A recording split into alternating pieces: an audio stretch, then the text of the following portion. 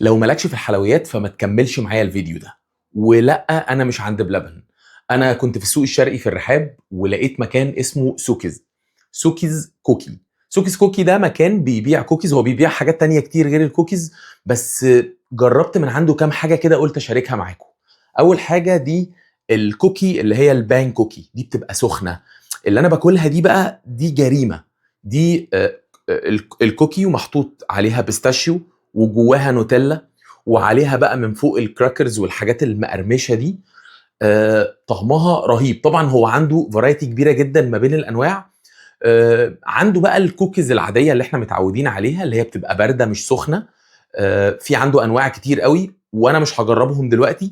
انا جبت البوكس ده وكل يوم كده هجرب معاكم نوع من الانواع دي نشوف دنيتها ايه مع القهوه ونقول راينا فيها. بس في المجمل المكان حلو جدا والكواليتي بتاعت الحاجات فعلا كانت عاليه والفرايتي كبيره وعنده بقى حاجات تانية. عنده ميلك شيك، عنده تشيز كيك، عنده قهوه، ففي فرايتي كبيره ممكن تروحوا هناك وتجربوا. هو في السوق الشرقي في الرحاب في الممشى. وكفايه كده علينا سكر النهارده، واقابلكم تاني.